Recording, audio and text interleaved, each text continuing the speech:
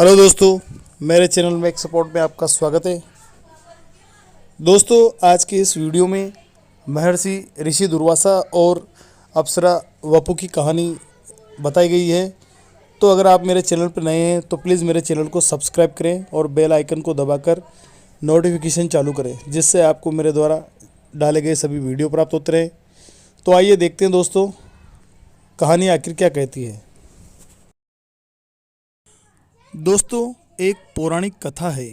ऋषि दुर्वासा का तप भंग करने पहुंची वपु अप्सरा का क्या हाल हुआ।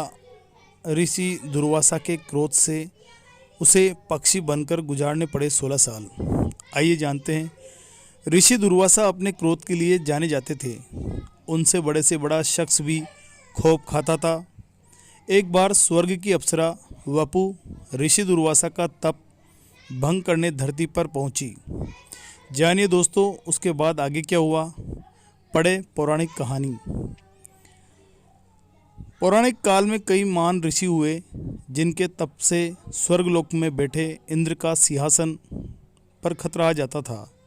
इनमें से एक थे ऋषि दुर्वासा। ऋषि दुर्वासा अपने क्रोध के लिए जाने जाते थे। बड़े से बड़ा शख्स भी उनसे खौफ खाता था। वैसे तो इंद्र ऋषियों की तपस्या भंग करने के लिए स्वर्ग की सुंदर अप्सराओं को धरती पर भेजते थे, मगर दुर्वासा ऋषि की तपस्या भंग करने की हिम्मत किसी भी अप्सरा में नहीं थी। एक बार वपु नाम की सुंदर अप्सरा ऋषि दुर्वासा की तपस्या भंग करने पहुंची तो ऋषि ने उसका ऐसा हाल किया कि उसे 16 साल पक्षी बनकर गुजारने पड़े। दुर्वासा ऋषि और वपु अप्सरा की कहानी। पौराणिक मान्यताओं के अनुसार एक बार नारद मुनि इंद्रलोक पहुँचे। इंद्रलोक में उर्वशी, रंभा, घृताची, मेनका समेत कई अप्सराएं थी, जिनके सुंदरता के चर्चे दूर दूर तक थे। ये सभी अपनी नृत्य कला और सुंदरता से इंद्रलोक की शोभा बढ़ाती थी। एक बार नारद मुनि देवलोक पहुँचे। उन्होंने सभी अप्सराओं को बुलाया और पूछा कि उनमें से श्रेष्ठ कौन है। सभी अप्सराओं में खुद को श्रेष्ठ बताने की होड़ लग गई। कोई अपनी सुंदरता के कारण खुद को श्रेष्ठ बताने लगी, वहीं कोई खुद को नृत्य कला में पारंगत बताकर खुद को श्रेष्ठ कहने लगी। नारद मुनि ने श्रेष्ठता की परीक्षा लेने की एक तरकीब बताई। उन्होंने कहा कि जो अप्सरा महान तपस्वी ऋषि दुर्वासा का तप भंग कर देगी, वही अप्सरा सबसे श्रेष्ठ होगी।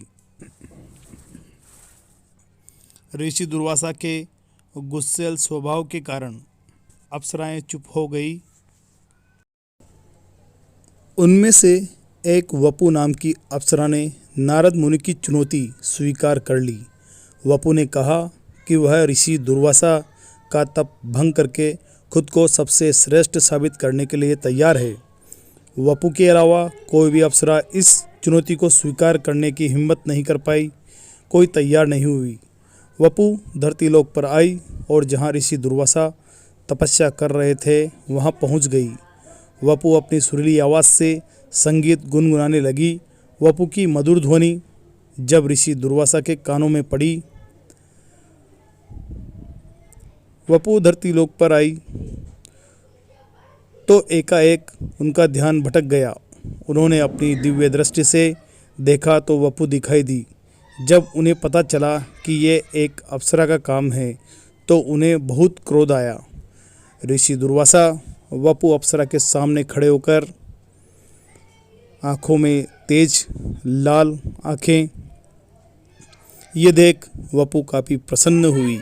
मगर जैसे ही उसने ऋषि दुर्वासा की आँखों में देखा तो वह डर गई। ऋषि की आँखें क्रोध से लाल थीं। उन्होंने तुरंत वपु को पक्षी बनने का श्राप दे दिया। वपु अप्सरा ये सुनकर रोने लगी। उसने ऋषि से माफ़ी मांगी और कई बार विनती करने के बाद ऋषि दुर्वासा को उस पर तरस आ गया, दया आ गई। उन्होंने वपु से कहा कि अब श्राप दे दिया है तो वापस नहीं होगा। उन्होंने कहा कि पक्षी के रूप में 16 साल गुजर जाने के बाद एक तीर उसे आकर लगेगा और वह पुनः अपने रूप में लौट आएगी। श्राप के कारण वपु अप्सरा पक्षी बन गई। समय गुजरने लगा। पक्षी रूपी वपु गर्भवती हो गई। 16 साल पूरे होने के बाद ऋषि दुर्वासा के कहे अनुसार महाभारत के युद्ध के दौरान कुरुक्षेत्र की धरती के ऊपर वपु अप्सरा पक्षी बनकर उड़ रही थी। तभी अर्जुन का तीर उसे आकर लगा और वह जमीन पर गिर गई। इसके पेट में 4 अंडे थे, वो भी निकलकर बगल में गिर गए। तभी हाथी का एक घंटा वहाँ गिरा और उसने चारों अंडों को ढक लिया। पक्षी के प्राण पखेरु उड़ने के बाद वपु पुनः अपने रूप में आ गई और अप्सरा बनकर स्वर्गलोक में लौट गई। उसके अंडों से 4 पक्षियों का जन्म हुआ। उन्हें मुनि शमीक ने उठाया और अपने साथ ले गए। वे पक्षी बाद में विद्वान बने। दोस्तों, वीडियो पूरा देखने के लिए आपको बहुत बहुत धन्यवाद। अगर आप मेरे इस चैनल पर नए हैं तो आपसे विनती है मेरे इस चैनल मेक सपोर्ट को सब्सक्राइब करें और बेल आइकन को दबाकर नोटिफिकेशन चालू करें, जिससे आगे भी आपको ऐसे ही धार्मिक कहानियों के वीडियो प्राप्त होते रहें।